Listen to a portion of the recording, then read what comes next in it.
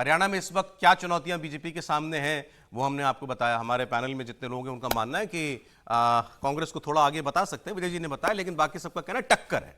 टक्कर तो है और इसमें इस खेल में कोई भी निकल सकता है आगे 10 साल के बाद। लेकिन बीजेपी की 10 साल बनी रहने के बाद भी अगर ये कहा जाए कि टक्कर है, मैं कहता हूं ये भी खैर बड़ी अचीवमेंट ही होगी। बीजेपी की मुख्यमंत्री बदल दिया अपना। लेकिन महाराष्ट्र में कहानी अलग है। महाराष्ट्र में इस वक्त बीजेपी की सरकार है, लेकिन बीजेपी की सरकार अभी मतलब पूरे कार्यकाल की सरकार नहीं थी। इससे पहले उद्धव ठाकरे चीफ मिनिस्टर थे। अब कल जब चुनाव आयोग की जानकारी आई कि चुनाव आयोग प्रेस कॉन्फ्रेंस करेगा और अनाउंस करेगा, तो सबको लगा कि चारों राज्यों के इलेक्शन अनाउंस करेगा। इसमें हरियाणा भी होगा, महाराष्ट्र भी होगा, इसके अलावा जम्मू कश्मीर भी होगा, झारखंड भी होगा। लेकिन अनाउंसमेंट हुई केवल जम्मू कश्मीर और हरियाणा की। तो ये थोड़ा हैरान करने वाली बात थी। अब विपक्ष ये कह रहा है कि क्यों नहीं आपने अनाउंस किया साथ में, खासकर महाराष्ट्र, क्या डर है? महाराष्ट्र का चुनाव क्यों खिसकाना चाहते हो आगे? और कितना खिसका लेंगे? महीना भर, 2 महीना भर? वहां भी एक डेडलाइन है ना, विधानसभा 1 तारीख को खत्म होती है, पिछली 26 नवंबर महाराष्ट्र में खत्म ही हो रही है, तो उसको खिसका नहीं सकते। पहले आपको इलेक्शन करना ही है, तो क्या वजह है कि आपने कल अनाउंस नहीं किया? क्या वहां पर कोई बड़े घोषणाएं जो है भारतीय जनता पार्टी करना चाहती है? कोई केंद्र सरकार कोई बड़ी अनाउंसमेंट करना चाहती है? क्या चीज है?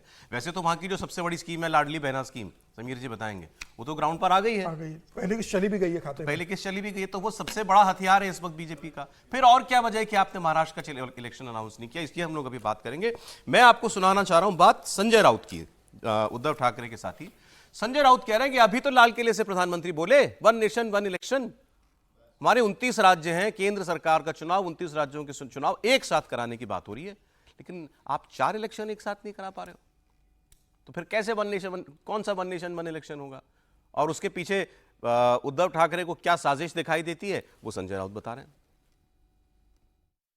बात हुई नहीं, आगे चुनाव ढकल दिया है झारखंड का और महाराष्ट्र का। हिम्मत नहीं है, हारने वाले हैं महाराष्ट्र, बड़ा स्टेट। ये हमारे प्रधानमंत्री जी 15 अगस्त को लाल किले से 1 नेशन 1 इलेक्शन की बात करते थे। 1 नेशन 1 इलेक्शन, 4 राज्यों का इलेक्शन एक साथ नहीं ले सकते ये लोग। कारण देते हैं, बहाने करते हैं, त्योहार है, हवा ठीक नहीं है, बारिश है। हाँ, आप 4 राज्यों महाराष्ट्र और झारखंड, हरियाणा और जम्मू कश्मीर, 4 राज्यों के इलेक्शन आप एक साथ नहीं ले सकते। और आप देश में 1 नेशन 1 इलेक्शन की बात करते हो, ये आपकी ताकत है। झूठ बोलते हो आप लाल किले से। भाई झूठ बोला कि नहीं बोला प्रधानमंत्री ने अलग विषय है, लेकिन सवाल बड़ा वाजिब है, क्यों नहीं इलेक्शन अनाउंस हुआ महाराष्ट्र का? देखिए सर, जम्मू कश्मीर में तो बनता है इलेक्शन का, क्योंकि सुप्रीम कोर्ट का आदेश था कि 30 सितंबर के पहले वहां चुनाव करवाया जाए। तो चुनाव आयोग वहां विजिट करके आया। एलजी ने कहा कि प्रदेश तैयार है, वहां के राजनीतिक दलों ने कहा कि हम जम्मू कश्मीर में चुनाव करने का तैयार है। और चुनाव आयोग को लगा विजिट करने के बाद कि जम्मू कश्मीर में फ्री एंड फेयर इलेक्शन हो सकते हैं, तो चुनाव आयोग सुप्रीम कोर्ट के दिशा निर्देश के अनुसार 30 सितंबर के पहले चुनाव करने के लिए तैयार हो गया। लेकिन अब देखिए हरियाणा का और महाराष्ट्र का, हरियाणा के अंदर 6 नवंबर को कार्यकाल खत्म हो रहा है और महाराष्ट्र के अंदर 26 नवंबर को कार्यकाल हो रहा है। झारखंड के अंदर 5 जनवरी को कार्यकाल खत्म हो रहा है। तो ये हो सकता था कि हरियाणा की जब घोषणा हुई, कितना तो अंतर है? वही 10-20 दिन का अंतर है। 20 दिन का आपको 15 दिन या 20 दिन के अंदर तो घोषणा करना ही पड़ेगी। बहुत हो तो 1 महीने के अंदर, किसी भी स्थिति में आपको 15 सितंबर तक महाराष्ट्र के अंदर चुनाव की घोषणा करना पड़ेगी, क्योंकि आपको 26 नवंबर के पहले चुनाव बनाना है। दूसरा बड़ा प्रश्न यह है कि जब राजनीतिक दलों से पूछा गया था महाराष्ट्र के लोकसभा चुनाव के बाद, देवेंद्र फडणवीस का यह बयान था सार्वजनिक रूप से कि महाराष्ट्र में हम विधानसभा चुनाव के लिए तैयार हैं। शिवसेना तैयार थी, एकनाथ शिंदे तैयार थे, उद्धव ठाकरे तैयार थे। मुझे ऐसा लगता है कि चुनाव आयोग को वहां पर पहले पता करना चाहिए था कि क्या राज्य सरकारें तैयारी। और चुनाव आयोग ने जो कारण बताए कि वहां पर अभी त्योहार का मौसम में पानी पड़ा है, तो 2019 में जब चुनाव हुए तब भी त्योहार का मौसम था, त्योहार के मौसम में उस समय मतदान हुआ था। और जो इस बारिश के और मौसम की चुनाव आयोग बात कर रहा है 2019 में, तो इससे ज्यादा पानी। अब सर मेरा सवाल फिर यही है कि क्या वजह है, आपको क्या लगता है क्यों रोका गया, टाला गया है अभी अनाउंसमेंट? अब देखिए, मतलब इसका कारण चुनाव आयोग को ही पता होगा कि क्यों रोका गया है। कोई बड़ी अनाउंसमेंट, कोई बड़ी अनाउंसमेंट की तैयारी है क्या? नहीं, मुझे लगता है चुनाव तो होंगे। अब ये हो सकता है कि जो झारखंड का चुनाव 5 जनवरी को उसका कार्यकाल खत्म हो रहा है, तो झारखंड को और महाराष्ट्र को साथ में लेंगे। और ये हो सकता है कारण कि इस समय जम्मू कश्मीर में फ्री एंड फेयर इलेक्शन कराने की ज्यादा जिम्मेदारी है, एक बड़े राज्य को साथ में नहीं जोड़ना है। हो सकता है कि सर कल चुनाव कल थोड़ी होने जा रहे थे, अब कल तो अनाउंसमेंट ही होने जा रही थी ना, आपको शेड्यूल ही तो निकालना है आगे अभी। कर सकते थे, केवल शेड्यूल निकालना था। हाँ, अगर सर चुनाव आयोग तैयारी दिखा था तो मुझे लगता है कि जो वन नेशन वन इलेक्शन की बात हो रही है, चुनाव आयोग की तैयारी दिखती। अब चुनाव आयोग ने कह दिया है तो मुझे लग रहा है उसका इंतजार करना चाहिए अब चुनाव आयोग के बाद। अवधेश जी मुस्कुराए, वन नेशन वन इलेक्शन कराएं। देखिए, ऐसा है कि पहले तो हम अगर किसी संवैधानिक संस्था के बारे में ये मान लें कि वो सरकार के दिशा निर्देशों से काम करती है, तो फिर तो इस देश में कोई संवैधानिक संस्था नहीं है। इसलिए इससे तो हमको थोड़े बाहर निकलना चाहिए कि हम मान लेते हैं कि इसके कारण है। चुनाव आयोग ने जो कारण दिए हैं वो इतनी मासूमियत से कहा है तो चलिए निकल जाते हैं। चुनाव आयोग ने जो कहा है वो गले नहीं उतरता है। इसमें कोई, उन्होंने एक कारण और दिया है कि बारिश के कारण अभी वहां मतदाता सूची पूरी नहीं हुई है, लेकिन उन्होंने कहा है कि 26 नवंबर के पहले हमको कराना है। देखिए, इस देश में चुनाव को लेके जो चुनाव आयोग जिस ढंग से एक्ट करता है उस पर गंभीरता से विचार करने की जरूरत है। मैं पहले तो अकेला था 1999-98 में, जब मैंने क्वेश्चन उठाना शुरू किया कि आप ओपिनियन पोल नहीं दिखाओ, आप फलाना नहीं दिखाओ। मैंने कहा किस अधिकार के तहत भाई? सुप्रीम कोर्ट में गए थे, सुप्रीम कोर्ट ने कहा आप चुपचाप चले जाइए, फैसला दे देंगे तो आपके खिलाफ जाएगा, आपको कोई अधिकार नहीं। हम लोग मान के चलते हैं। क्या इस देश में लोकसभा चुनाव 7 फेज में आज कराए जाने की जरूरत है? उत्तर प्रदेश का चुनाव 7 फेज में कराए जाने की जरूरत है? बिहार का चुनाव 7 फेज में कराए जाने की जरूरत है कि आप अप्रैल से शुरू करके और जून तक आप चुनाव ले जा रहे हैं?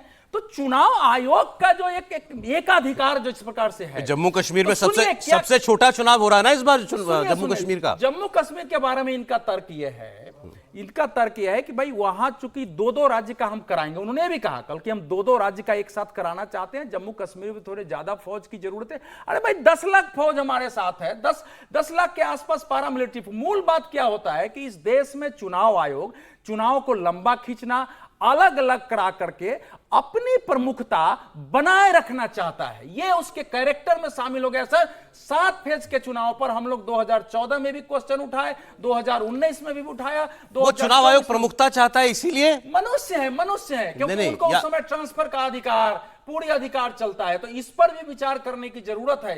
यह मैं बहुत गंभीरता से कह रहा हूं। मैंने माइन्यूटली चुनाव आयोग को पिछले 35 सालों से चुनाव आयोग को गहराई से अध्ययन किया है, क्योंकि इसका कोई चुनाव आयोग सरकार की सुन के नहीं चलता है। मुझे नहीं लगता है सरकार का की सुन के अगर चलता है तो मुख्य चुनाव आयोग को पद पर नहीं होना चाहिए। आपको सरकार को देख के थोड़े चलना है। सरकार किसी तैयारी का, लोकसभा चुनाव में केंद्र सरकार की तैयारी का, राज्यसभा चुनाव में लॉजिक आपको भी नहीं, आपके गले भी नहीं उतर रहा ना कि क्यों नहीं महाराष्ट्र और झारखंड का? हमको कारण समझ में आ रहा है कि उस समय तक लगता है कि इतने समय हम सरकार हैं, हमने ये लागू करा दिया, इसको हटा दो, उसको हटा दो। ये एक भारत में अपनी प्रधानता दिखाने का हम सबके अंदर ये ऊपर भी चले जाए तो ये भाव होता विजय जी है। बताइए, इसके अलावा मुझे कोई कारण दिखाई नहीं। क्या वजह है सर? नहीं, क्यों कल अनाउंस क्यों नहीं हुआ महाराष्ट्र का इलेक्शन? चुनाव आयोग ही बताएगा। लेकिन मैं इस बात से, मतलब अवधेश जी ने तो बहुत सारे सवाल खड़े कर दिए चुनाव आयोग पर, मतलब उसकी मंशाओं पर, और बहुत सारे वाजिब सवाल हैं, मैं उनसे पूरी तरह से सहमत हूँ। लेकिन मैं इस बात से सहमत नहीं होता जो हम लोग अक्सर कहते हैं वो संवैधानिक संस्था, उस पर सवाल खड़े नहीं करना चाहिए। लोकतंत्र में कोई ऐसी संस्था नहीं है जिस पर सवाल खड़े नहीं किए जा सकते, और चुनाव आयोग पर क्यों नहीं खड़े किए जा सकते सवाल, मुझे बताइए। मैं तो खुद खड़ा कर रहा हूं। नहीं, आप तो कर, इसलिए मैंने कहा आप मैंने सहमत हैं। केवल कहा कि आपकी सरकार बात के इशारे से आपकी काम बात करता नहीं कह रहा, मैं कह रहा हूं कि अक्सर ये तर्क दिया जाता है चुनाव आयोग पर आप सवाल खड़ा करते हैं क्योंकि संवैधानिक, सारी संवैधानिक संस्था, हम तो सुप्रीम कोर्ट पर भी सवाल खड़े करते हैं, सरकारों पर। सरकार के कहने पर नहीं, कोई फर्क नहीं पड़ता सरकार से, मतलब मेरे तो आंसू ही निकलने वाले। अच्छा, मेरा क्या है कि सौरभ जी मेरे साथ क्या परेशानी है कि मैं राजस्थान, आपके भोलेपन पे अतिरिक्त पानी चाहिए फिर आपकी आंखों में। अगर इसी ढंग से आंसू टपकते रहे तो हम लोगों को पानी की व्यवस्था अतिरिक्त करानी पड़ेगी। देखिए, मैं तो है ना राजस्थान में रहा हूँ, मेरा बचपन भी, और मतलब born and brought up Rajasthan से हूँ, तो वो बार बार चेतक याद आता है। चेतक का तो पता ही होगा ना आपको, बताइए ना, कि वो राणा की पुतली से पहले मुड़ जाता है। वाह, तो वो अलग, वो हमेशा पता नहीं क्यों याद कह दिया सब इन्होंने एक लाइन में। अब वो क्या है कि महाराणा का चेतक, महाराणा के इशारे से पहले उसकी पुतली मुड़ जाती थी, पुतली से पहले चेतक मुड़ जाता है। पुतली से पहले चेतक मुड़ जाता। खैर, लेकिन वन नेशन वन इलेक्शन तो एक बड़ा इशू है जिस पर सरकार काम, आप चेतक और महाराणा समझते हो। लेकिन मुझे ये बताइए कि जब 5 नवंबर को एक राज्य का चुनाव होना है, उसके बाद 26 नवंबर को, केवल 20 दिन का फर्क है। मतलब इलेक्शन कमीशन के पास इतना ही 20 दिन का समय। वजह सामने दिखाता हूं आपको, वजह जरा वो डेटा, हाँ डेटा जो सामने आ रहा है 2019 का ये चुनाव 288 सीटों की विधानसभा है, 105 भाजपा थी, 56 शिवसेना उद्धव ठाकरे शिवसेना ना, 54 जो है वो उस समय पूरी से एनसीपी है ये, 54 आज वाली एनसीपी, 44 कांग्रेस है और 31 शरद पवार है। तो ये स्थिति है साहब वहां पर। और 2019 का जब इलेक्शन लड़ा गया था तो उद्धव ठाकरे और भाजपा एक साथ 31 अन्य है सर, 31 अन्य थे, 31 शरद पवार के 31 अन्य समय शरद पवार और उद्धव ठाकरे की सभी कुछ मिला के बिखराव नहीं हुआ था ना 2019 में, एक ही थी party. BJP, Shiv Sena, NCP, Congress. अच्छा, वो एनसीपी को अभी शिवसेना और एनसीपी को एक ही लिया हुआ। ये उस समय तो एक ही थे ना, राइट। ये उस समय चूंकि एनसीपी भी एक ही थी और शिवसेना भी टूट नहीं हुई थी, तो वो पूरे उनके नंबर इलेक्शन रिजल्ट्स बता रहे हैं, इलेक्शन रिजल्ट्स, सॉरी मेरी मिस्टेक, तो वो आपको दिखा रहे हैं। अब लेकिन इससे ज्यादा बहुत आगे कहानी बढ़ चुकी है रोहन। अब तो अजीत पवार में कितना दम, एकनाथ शिंदे में कितना दम, शरद पवार में कितना दम कम बाकी है, ये कहानी जो है सामने रह गई है। नहीं, लेकिन मैं बताऊं सौरभ की जिस तरीके से अगर आपने पिछले कुछ दिनों के अजीत पवार की ब्रांड ऑफ पॉलिटिक्स देखी हो, सुप्रिया सूले जो हैं वो ज़्यादा प्रोमिनेंस में रही हैं एक परिवार से और बाहर आके मीडिया से बात करने लगी हैं। पिछले हफ्ते हाल ही में उन्होंने एक बड़ा पॉलिटिकल अपनी मनूवरिंग करने की कोशिश करी, बोला कि मेरा व्हाट्सएप हैक हुआ है और मेरा फ़ोन हैक हुआ है। अच्छा। और पब्लिकली सार्वजनिक बयान है, ट्विटर पे आके उन्होंने बोला और मेरे ऊपर प्रेशर डाला जा रहा है कि मैं किससे बात करती हूँ वो बताया जाए लोगों को। तो कहीं ना कहीं देखिए है, ये बड़ी दिलचस्प हो गई है पवार फैमिली में जो राजनीति है। और ये मुद्दे हालांकि पिछले साल राजस्थान और मध्य प्रदेश चुनाव के समय भी आए थे, आईफोन हैकिंग वाली बातें जो आती रहती हैं बार बार। लेकिन क्योंकि सुप्रिया सूले ने ये सार्वजनिक बयान दिया, तो मेरा सिर्फ ये मानना है कि कहीं ना कहीं जो पवार फैमिली है ना, उसके अंदर आज एक डिबेट खड़ी हो चुकी है कि सबसे बड़ा नेता कौन है, वो अजीत पवार हैं जो बाहर अब चले गए या सुप्रिया हैं। क्योंकि जिस तरीके से शरद पवार जी की तबीयत बार बार ख़राब हो जाती है, वो दिल्ली भी आते हैं, पार्लियामेंट भी नहीं जाते और प्रधानमंत्री से पहले मुलाकात करने आया करते थे, इंडिकेशंस देते थे शायद कि सुप्रिया को बचाया जाए और सुप्रिया को प्रमोट भी किया जाए। वो इंडिकेशंस अब बिल्कुल ड्विंडल हो गए, खत्म हो गए। अच्छा। और दूसरी बात, अब वो सवाल नहीं बचा, अब वो सवाल शरद पवार एंड बीजेपी का कोई क्वेश्चन अब नहीं है। अब मुझे नहीं नजर आता जिस तरीके से अजीत पवार को फुल बैकिंग दी जा रही है। ठीक है। लेकिन दूसरा जिस बात पे दो मत हो रहे हैं कि इलेक्शंस डिले हो रहे हैं, नहीं हो रहे हैं, मुझे नहीं लगता कि इसमें कोई राजनीति है। सवाल जरूर खड़े हैं, लेकिन आप शायद भूल रहे हैं कि पिछली बारी जब सरकार बनी थी ना फडणवीस की, 23 नवंबर को उन्होंने जाके शपथ ली, फिर वही सरकार गिर गई और 26 को जाके अजीत पवार को जाके वो बैकडोर एंट्री से गवर्नर के पास में ले गए। फिर 26 को दूसरी सरकार भी, वो भी गिर गई क्योंकि अजीत पवार वापस चले गए अगले ही दिन। तो वो कहीं ना कहीं जो है उसका कारण बाद में उद्धव ठाकरे चीफ मिनिस्टर बन गए, बाद में उद्धव ठाकरे। तो वो जो चीजें हैं, क्योंकि सरकार जो है 2 बार 23 नवंबर को इलेक्शन से क्या संबंध है? इलेक्शन से कोई कंसर्न नहीं है ना। नहीं, लेकिन इलेक्शन की विधानसभा की आखिरी डेट तो तारीख 26 नवंबर है, इसमें हाँ, कौन चीफ मिनिस्टर मैं वही बता रहा बनता हूँ, वो नहीं, कहाँ मैं से वही बता रहा हूँ। लेकिन जो है चेतक की पुतली एक बार तो नहीं है। एक बार बोल नहीं, मैं सिर्फ वो ये तो बता ऐसे रहा ही हूँ मैंने कि कल चीफ इलेक्शन कमिश्नर ने ये बोला कि जिस दिन शपथ ली गई थी, हम उससे भी कैलकुलेट करके देखना चाहते हैं कि बाकी पार्टीज रेडी हैं या नहीं है। क्योंकि कभी भी इलेक्शन कमीशन जब भी डेट्स अनाउंस करती है तो उसके अंदर स्टेक होल्डर्स बहुत सारे होते हैं, चाहे वो आईपीएस की मशीनरी हो, पैरामिलिट्री फोर्सेस की मशीनरी हो या पॉलिटिकल पार्टीज की सहमति हो। एक पार्टी बोल रही है कि हम वो कह रहे हैं कि अच्छा फाइनली जो शपथ ली गई आप सरकार इलेक्शन प्रोसेस को समझिए। ये इलेक्शन कोई अचानक तो हो नहीं जाता, बारिश थोड़ी है। इलेक्शन, विधानसभा का कार्यकाल, लोकसभा का कार्यकाल, सब कुछ तय है। 26 नवंबर महाराष्ट्र विधानसभा की आखिरी तारीख है। ठीक है। उससे पहले नई विधानसभा गठित होनी है। इसका सबसे पहला जो आंकड़ा है या खबर है वो इलेक्शन कमीशन के पास होती है, विधानसभा के अलावा। तो और उसके पीछे चल के आप चलते हो इलेक्शन कमीशन अग्नि की तरह जलाते हुए लू में तो लोकसभा चुनाव आप करा सकते हैं, बारिश में क्यों नहीं? और बारिश में नहीं करा सकते हैं। लेकिन ये जो ये चेतक की पुतली इनको दिखाई दे जाती है ना बार बार बीजेपी का ना, वो थोड़ी समस्या जरूर है। चलो इसको अंग्रेजी में बोलते हैं more loyal than king. More loyal than the king. ठीक है, ठीक है। देखो, और आपने महाराष्ट्र में, अब मैं जरा वो क्वेश्चन समझना चाह रहा था, आपने हरियाणा के बारे में कहा टक्कर है, ठीक। यहाँ महाराष्ट्र में अब जो 6 धड़े खड़े हैं हमारे सामने, ये इनकी क्या दमखम दिखाई दे रहा है लोकसभा इलेक्शन के बाद? देखिए महाराष्ट्र के अंदर 8 धड़े, वैसे अगर राजनीतिक रूप से आप देखोगे तो छोटे दलों को मिला के अगर गठबंधन बनता है, छोटे दलों का अगर प्रकाश अम्बेडकर को 2 एनसीपी, 1 कांग्रेस, 1 बीजेपी, ये तो 6 हो गए। फिर प्रकाश अम्बेडकर भी एक है। अच्छा। ओवैसी भी अलग है, समाजवादी पार्टी भी अलग है। सर लड़ते हैं सीटों में, इनका प्रभाव है, 3-3, 4-4% का वोट बैंक है इनका। और समाजवादी पार्टी तो 3 से 4 सीटें जीतती रही है। प्रकाश अम्बेडकर का एक अपना प्रभाव है, बीजेपी के खिलाफ ही रहेंगे। हाँ, तो अभी यह देखने की बात है कि ये, हाँ, रामदास आठवले तो बीजेपी के साथ ही, तो मंत्री है केंद्र में। अब ये कैसे मिलकर लड़ते हैं? मुख्यतः 2 ही गुटों में लड़ाई होने वाली है। एक देवेंद्र फडणवीस के नेतृत्व में और एक उद्धव ठाकरे के नेतृत्व के अंदर जो गुट बना हुआ है, जो विधानसभा चुनाव में जैसी लड़ाई हुई वैसी लोकसभा चुनाव में जो लड़ाई हुई थी वैसे विधानसभा चुनाव में लड़ाई होने वाली है। देखने की बात यह है कि सीटों का डिस्ट्रीब्यूशन कैसा होता है, क्या दोनों धड़े अपना मुख्यमंत्री का चेहरा पहले घोषित करते हैं कि नहीं करते हैं, और दोनों पहले सीटों वाली बात आपने बहुत अहम कह दी। देखिए, लोकसभा चुनाव से पहले तमाम समीक्षकों का यह मानना था कि बीजेपी ज्यादा से ज्यादा सीटें लड़े तो उसको फायदा होगा। नतीजे आए तो पता लगा ऐसा तो कुछ नहीं था, कुछ नहीं हुआ। बीजेपी बहुत सीटें लड़ी लेकिन कोई स्ट्राइक रेट उसका कोई नहीं था, बल्कि एकनाथ शिंदे का स्ट्राइक रेट ठीक ठाक था, 46% के करीब था। तो अब वो डिबेट भी तो शुरू होगा दोबारा। अब ये एकनाथ शिंदे कहेंगे, अजीत पवार कहेंगे, भाई तुमसे भी कोई करिश्मा नहीं हो पाया, अब हमको 2 सीटें लड़ने को। देखिए, अजित पवार से तो स्पष्ट कह दिया गया कि जो राज्यसभा की सीटें खाली हुई है, जो अभी आज या कल नाम डिक्लेयर हो जाएंगे, उसमें 1 सीट अजित पवार को दी जा रही है, राज्यसभा की भारतीय जनता पार्टी दे रही है, और अजित पवार कम विधानसभा सीटों पर लड़ेंगे। एकनाथ शिंदे की भी इतनी हैसियत नहीं है कि वो 150 सीटों पर चुनाव लड़ सके। भारतीय जनता पार्टी अकेले ऐसी पार्टी जो महाराष्ट्र के संपूर्ण राज्य की पार्टी है। एकनाथ शिंदे बहुत हुआ तो मुझे लग रहा है 80 से 85 सीटों पर चुनाव लड़ेंगे। अच्छा, जब बीजेपी शिवसेना साथ थे, बीजेपी कितना लड़ती थी, शिवसेना कितना लड़ती थी? देखिए, उस समय शिवसेना 123 सीटों पर चुनाव लड़ती थी, बाकी सीटों पर भारतीय जनता पार्टी के करीब बीजेपी लड़ती थी। हाँ, 155, उसमें से भी 12-15 सीटें जो सहयोगी दलों को भारतीय जनता पार्टी छोड़ देती थी। इस बार भारतीय जनता पार्टी मुझे लग रहा है 175 सीटों के करीब लड़ने का तैयारी कर रही है। ज्यादा लड़ेगी, 288 में से 175 सीटों पर चुनाव लड़ने की कोशिश कर रही है, और बाकी सीटें एकनाथ शिंदे और अजित पवार को किसी भी स्थिति में 50 से ज्यादा सीटें दे नहीं सकते, क्योंकि सीटें देगा तो आप सीटें खराब करोगे। अब दूसरा कैंप, दूसरे कैंप में लड़ाई चल रही है फिलहाल फेस की। उद्धव ठाकरे चाहते हैं कि मुझे आप लोग अपना ऑफिशियल फेस मुख्यमंत्री का चेहरा डिक्लेयर करो, और नहीं तो वो बार बार फिर ये चुनौती फेंकते हैं, अच्छा हम नहीं तो कौन, तुम ही बताओ कांग्रेस में कौन।